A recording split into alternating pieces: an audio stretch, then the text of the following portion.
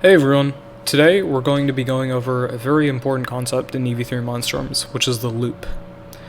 So in the past, if you want to make a certain action repeat several times, all you would do is you would take, let's say you want to make a move tank block, followed by a medium motor block, and you just want to have this repeat for 4 times. So I'm sure what a lot of you guys would do right now is you would just copy and paste this, and just keep on doing this over and over for however many specified times. But the thing is, there are 2 issues with this. Number 1, it takes a lot of time, and it also takes up a lot of space. So there's really no purpose for you to do this, especially when there's an easier way to do it using what we call a loop block. So if you want to go over and navigate to the orange section, which is flow control, and then drag out the block in the middle, it should say loop on it. And this block looks very different from any of the other blocks, and that's because it has the ability for you to put blocks inside of it.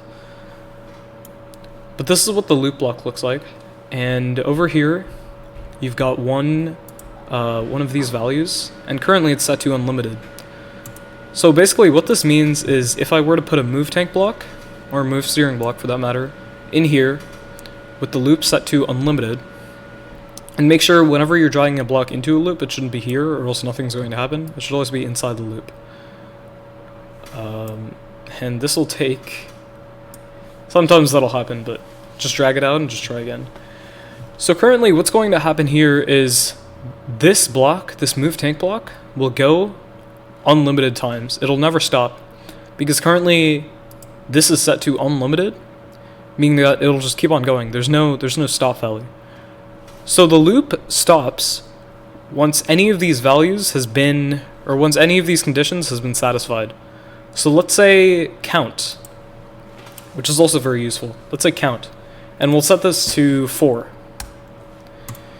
In this case, the robot is going to move forward at 50 power for 1 rotation 4 times, which is the same thing as using 4 move tank blocks, but it makes it significantly easier.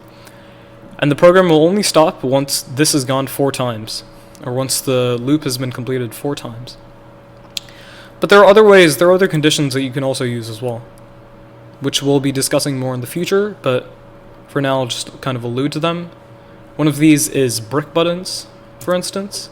So maybe once you press a brick button, in this case, the brick button ID is the center button, which is 2, and once you press it, only then will it stop. And then you have your color sensor, gyro sensor, infrared sensor, which we'll get into later, but just know that that's available. So for now, I've got a challenge, and the challenge is going to be to try to make a square, lift an arm at every turn, using the smallest amount of blocks possible. So what I mean by this is you might have attempted this program in the past without using loops, and the way you would do this is in order to make a square, you would have this move tank block, and obviously you want to make a 90-degree turn, but first we'll have to go forward. So we'll say forward for 4 rotations, and then we take a right turn, so power left, meaning that you would set power right to 0, which would be a right turn. And then you just keep on doing this, and I mentioned just raise an arm and then put it down afterwards. So make sure the arm is set to the downward position.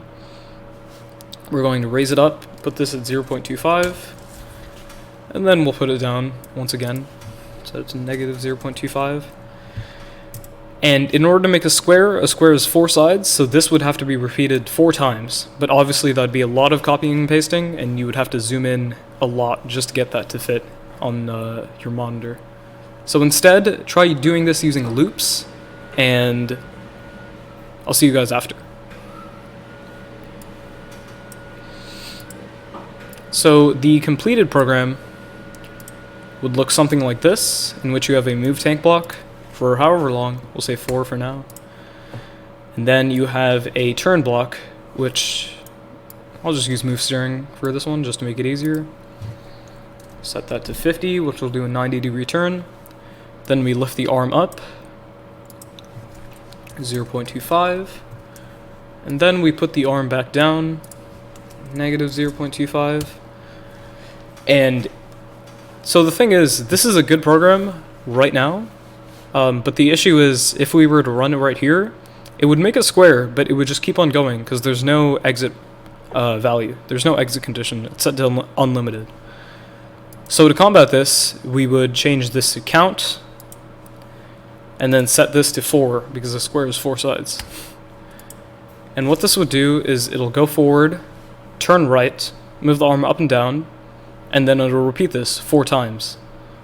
So there you go, that's your square program, and I'll see you guys next time.